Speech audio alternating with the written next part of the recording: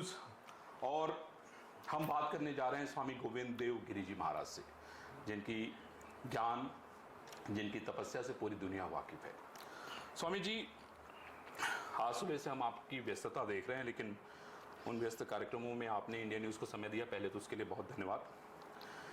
मैं पहले तो ये समझना चाहता हूँ कि आज का जो कार्यक्रम था, मैं जिस तरह से मोहन भागवत जी को सुन रहा था, आपका 75वां वर्ष हो रहा है, आप शतायु हो, ये मेरी कामना है। लेकिन जो एक बड़ा कार्य आपने आरंभ किया है, उसके पीछे का तत्व क्या है, कहाँ जाना चाहते हैं और इसको कैसे बढ़ाएंगे? आपने पूछा है बड़ा कार्य जी। बड़ा कार्य, आप इस इवेंट को लेकर के बोल रहे हैं कि मेरी जीवन यात्रा को लेकर के बोल रहे हैं? आपकी जीवन यात्रा को भी लेके बोल रहा हूं और आपकी जो सोच है उसको लेके बोल रहा हूं। बाल्यकाल से हम लोगों ने अपने घर से ही धार्मिक संस्कार प्राप्त किए और उसके साथ साथ राष्ट्रीय विचारों का भी और आध्यात्मिक विचारों का भी परिचय मुझे होता गया। मेरे पिताश्री बहुत अच्छे वाचक थे। हमारे ही घर में पुस्तकों का इतना बढ़िया संग्रह था कि कोई विश्वास नहीं करेगा, मैं 13-14 वर्ष का था तो मैंने महाराष्ट्र के उस ग्रंथ को पूरा पढ़ लिया था जिसका नाम था निबंध माला। आज का कोई युवक उसका नाम जानता भी नहीं है। वो तिलक जी के समय का लेकिन अत्यंत प्रगल्भ ग्रंथ है। उसी अवस्था में मैंने स्वामी दयानंद जी के सत्यार्थ प्रकाश को पूरा पढ़ लिया था। मैं मधुसूदन ओझा के वेद रश्मि को पढ़ने का प्रयास करता था। बतलाना यह है कि ये परंपरा मुझे पैतृक प्रसाद के रूप में प्राप्त हुई। अब उसके कारण ज्ञान की लालसा बढ़ती गई। गीता प्रेस की लगभग सारी की सारी पुस्तकें टटोलते रहना, ये मेरा बचपन से बड़ा रुचि का विषय रहा। आगे चल करके 10वीं कक्षा में आते आते मैंने स्वामी विवेकानंद, स्वामी रामतीर्थ और रामकृष्ण परमहंस, इन तीनों का सब वाङ्मय पढ़ लिया था। यह केवल रुचि की बात थी जी। क्योंकि मुझे वो पढ़ना अच्छा लगता था। और आगे चल करके पूज्य पांडुरंग शास्त्री जी आठवले जैसे महान विभूति के संपर्क में आकर के उनके समीप रह करके अध्ययन करने का मुझे अवसर मिला तत्व ज्ञान विद्यापीठ ठाणे में। उसके कारण अपने आप ही मुझे किस प्रकार स्वयं को सिद्ध करना चाहिए, यह एक दिशा मुझे मिलती गई। पूज्य दादाजी के मेरे ऊपर अत्यंत बड़े उपकार रहे। उन्होंने कभी भी मुझे डिस्करेज नहीं किया। मैं कभी कभी उनके साथ बौद्धिक चर्चा करते करते झगड़ पड़ता था, लेकिन वे मुझे उत्तेजन नहीं देते थे। ये महान गुरु का लक्षण होता है। उसके पश्चात मैं काशी जाकर के और महापुरुषों की संगति में, उनके सहवास में रहता गया। पूज्य स्वामी करपात्री जी महाराज, पंडितराज राजेश्वर शास्त्री द्रविड़, महामहोपाध्याय गोपीनाथ कविराज, ये ऐसे दिग्गज थे, मैं दावे के साथ कह सकता हूं अगली पीढ़ी में ऐसे महापुरुषों के दर्शन होना ही संभव नहीं। लेकिन उनका सहवास मैंने पाया, अध्ययन किया ही, लेकिन मुख्यतया इस सहवास से जो दृष्टि प्राप्त हुई और काशी का एक विशेष शहर रचना का प्रकार है। हमारे देश के हर प्रदेश का एक एक स्थान वहां पर है। जैसे सारे बंगाली आपको बंगाली टोला में मिल जाएंगे, जी जी।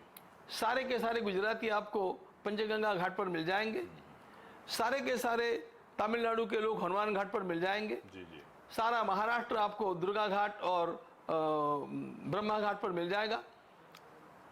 मूल बात यह है कि 1-2 वर्ष जो काशी में आंखें और कान खोल करके रहेगा, उसे पूरे भारत का दर्शन अपने आप हो जाता है। एकदम ठीक है। Varanasi is the miniature of Bharat. और इसलिए मेरी दृष्टि कहीं संकीर्ण नहीं रही। ये काशी की गंगा का और विश्वनाथ भगवान का उपकार है। और ये सब करते करते जीवन का लक्ष्य निश्चित होता गया और ऐसा ही लगने लग गया कि ये जीवन तो वस्तुतः प्रभु का मिला हुआ प्रसाद है और इसे प्रभु की सेवा में ही लगाना चाहिए। और वो प्रभु हमें कहाँ मिलेंगे? मेरा पक्का विश्वास पहले से रहा है और विशेष रूप से बंकिम बाबू के आनंद मठ को पढ़ने के पश्चात भारत माता ये सजीव देवता है और इस भारत माता की आराधना करने में ही अपना जीवन व्यतीत होना चाहिए, ऐसा मुझे लगता रहा।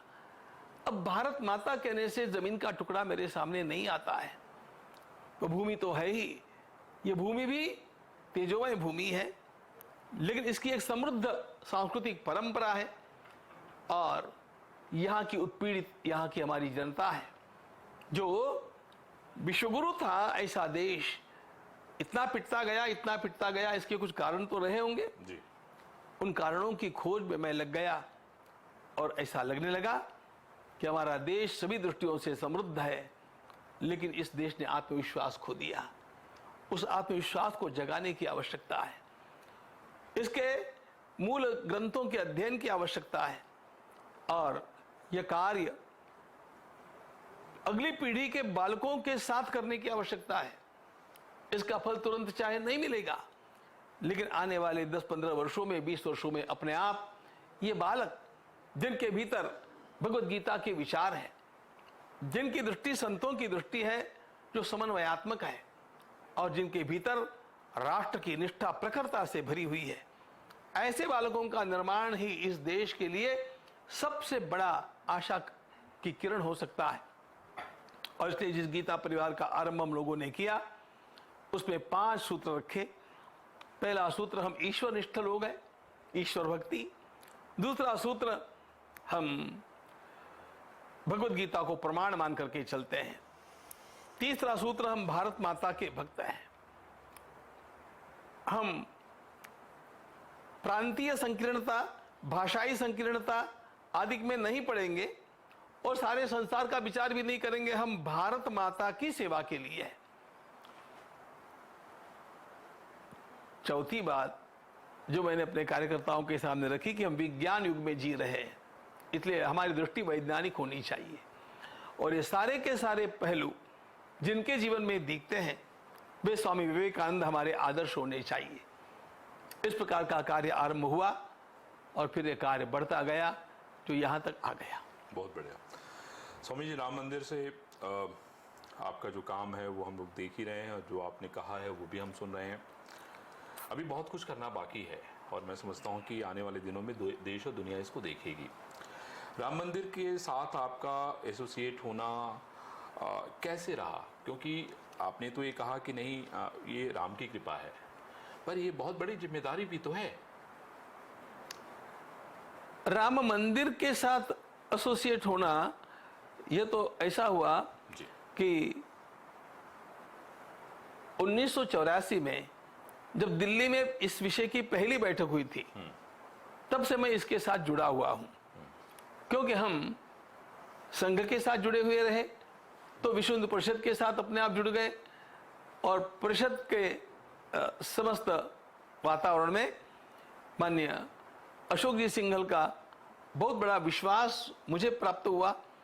वे चाहते थे कि मैं इस कार्य को करूं, तो उनके संपर्क में अधिकाधिक आते आते अपने आप इस कार्य में आगे मैं बढ़ता गया। अब इस कार्य को तो हम करते रहे, मेरी कोई भी कथा ऐसी नहीं हुई जिस कथा में मैंने ऐसा नहीं कहा। इन गत 25-30 वर्षों में हर कथा में मैं यही कहता रहा, मंदिर भव्य बनाएंगे, मंदिर वही बनाएंगे। कोई ऐसी कथा नहीं जिसमें मैंने नहीं कहा हो। और ये करते करते सब कामों में सहभागी होते होते जब वो निर्णय आ गया तो वो आह्लाद की घटिका थी।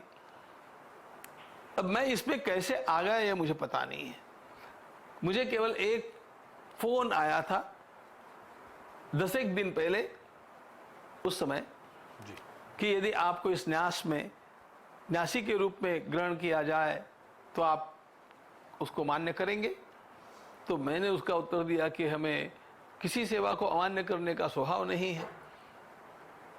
बस उसके पश्चात सीधे सीधे अखबारों में ही आई हुई खबरें हमने पढ़ी कि मुझे वहाँ पर एक न्यासी के रूप में रहना है, और फिर प्रथम बैठक में मुझे कोषाध्यक्ष के रूप में निश्चित किया गया। वे सेवाएं हम करते रहे। स्वामी जी, एक और मेरे मन में सवाल था कि आपने उस दिन माननीय प्रधानमंत्री जी को कहा कि इनके हठ, इनके तप को मैंने जाना है, देखा है। इनकी माँ से हमारी जब बातचीत होती थी तो उस दौरान जो है हमें जानकारी मिलती रहती थी। प्रधानमंत्री जी ने भी अपनी माँ को लेके जब लेख लिखा तो उसमें उन्होंने इस बात की चर्चा की है कि मैं जो है अक्सर प्रयोग करता रहता था। मैं कभी 6 महीने के लिए नमक छोड़ देता था, तो कभी चीनी छोड़ देता था, तो मैं कभी ये तब करता था कि मैं एकदम ठंडे पानी से नहाऊंगा, ज़मीन पे सोने का काम करूंगा। तो क्योंकि स्वाध्याय तो वडनगर में था, मैं वडनगर में बहुत दिन रहा, तो वहाँ मैंने देखा कि स्वाध्याय का एक आश्रम था और पूरा परिवार जो है प्रधानमंत्री जी का स्वाध्याय के साथ जुड़ा हुआ था। तो मैं आपसे ये जानना चाहता हूँ कि आपका कब से संपर्क है मोदी परिवार से और कैसे ये संपर्क हुआ? मेरा मोदी परिवार से बहुत संपर्क नहीं है। उनकी माता जी से? माननीय मोदी जी को मैंने लगभग 30-32 वर्ष पहले देखा था, सबसे पहले। 32 वर्ष पहले? जब वे स्वयं पुणे में 1 महीने के लिए आए थे और माननीय लक्ष्मणराव जी इनामदार जी, उनकी वह अंतिम बीमारी थी और वकील साहब की निजी सेवा में नरेंद्र मोदी थे। चूंकि मैं इन सब लोगों से परिचित था तो माननीय दत्तोपंत जी ठेंगड़ी के साथ मैं उनसे मिलने के लिए गया, अकेले भी मैं गया, और उस समय मैंने इस अत्यंत श्रेष्ठ सेवाभावी युवक को पहली बार देखा। अब एक रुग्ण की सेवा करने में जो भी करना पड़ता था निरलस भाव से वे करते थे। वहां से मेरा उनके साथ परिचय, वो नहीं जानते थे, न मैं जानता था कि ये व्यक्ति आगे चल करके इतना महान बनने वाला है जी। लेकिन बीच बीच में कुछ वार्ताएं चलती रहती थी। उनके प्रधानमंत्री बनने के पश्चात एक बार मैं पुनरुत्थान विद्यापीठ की बैठक के लिए कर्णावती यानी अहमदाबाद गया था। तो जहां पर यह पुनरुत्थान विद्यापीठ का कार्यालय है, वहां से समीप ही उनकी माताजी का निवास स्थान था। तो हमने उस अवसर को पकड़ा, मैं उनके पास जाकर के और 40 मिनट तक वार्तालाप करता रहा। लेकिन इन 40 मिनटों में मैंने एक पल के लिए भी ऐसा नहीं माना या समझा या अनुभव किया कि कोई परायापन बीच में रहा हो। वो इतनी निश्चल माता थी, बिल्कुल सब उनका इतिहास बतलाती और अपने घर के रीति रिवाजों को बतलाती रही।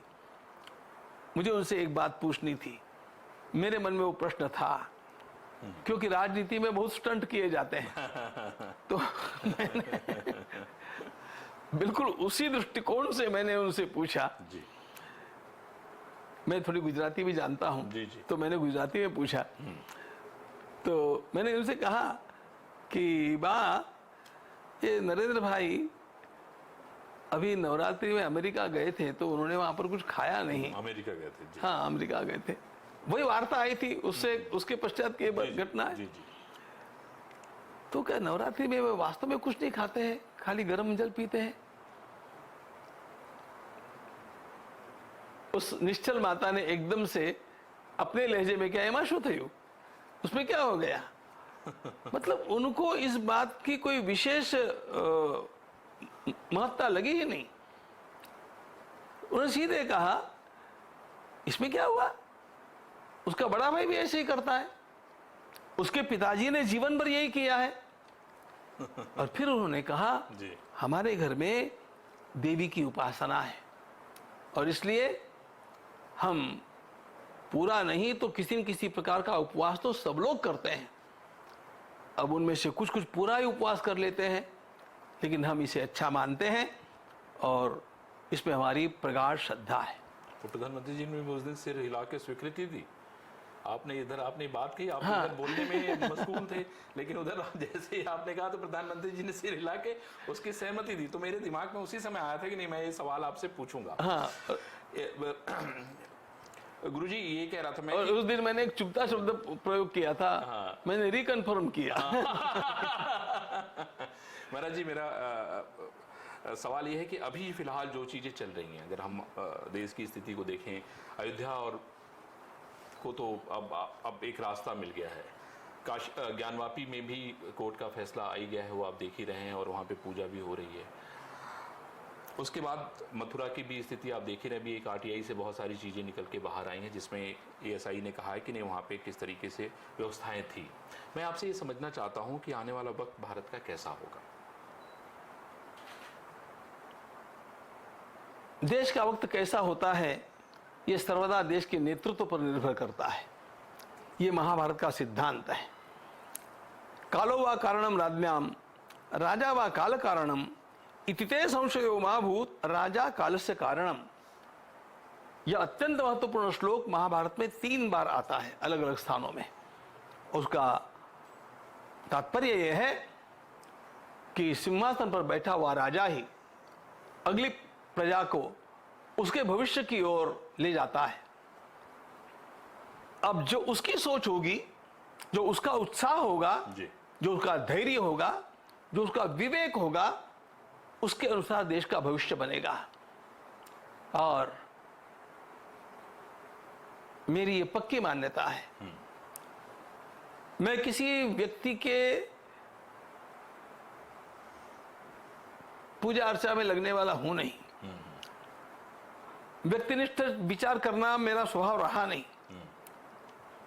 लेकिन जैसे भगवान श्री राम व्यक्ति तो है, लेकिन सद्गुणों के साकार विग्रह है, उसी प्रकार हमें जो अनुभव हमने 70 वर्षों में किया है, उसके साथ तुलना करते हुए आज पहली बार ऐसा नेतृत्व प्राप्त हुआ है जिसका विजन स्पष्ट है।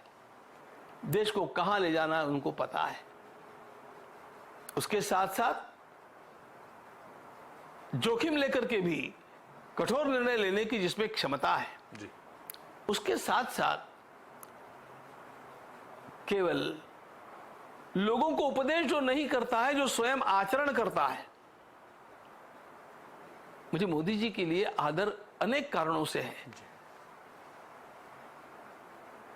कौन व्यक्ति ऐसा होगा जो हर दीपावली को सेना में जाकर के सेना के साथ बिताएगा? उनके आने के पश्चात सेना का मोरल कितना बढ़ा है, सुरक्षा व्यवस्था हमारी कितनी अच्छी हो गई है। वैज्ञानिकों के पास जाकर के कौन उन्हें अपना प्यार देगा, गले लगाएगा? अरे असफल होने के पश्चात भी उनको अपने समीप लेकर के उनको साहस बनाएगा कि नहीं, नेक्स्ट टाइम बेटर लक। यह आवश्यकता है। वे एक पालक के रूप में हर क्षेत्र में दिखते हैं और इसलिए वे अंकुश तो रखते ही हैं, रखना भी चाहिए, लेकिन वे आधार भी बन जाते हैं, बनना चाहिए। आखिरी सवाल स्वामी जी, मैं आपसे ये पूछना चाहता हूँ कि जो लोग इसका विरोध कर रहे हैं, आप देखिए जब कानून ने डिसाइड कर दिया, कानून ने अपना फैसला दे दिया, आपको ये हक है कि आप अपनी बात को कहें। लेकिन सवाल ये है कि जब तथ्यों से किसी चीज़ की स्पष्टता हो जाती है तो ऐसे में ये बात मायने नहीं रखती है।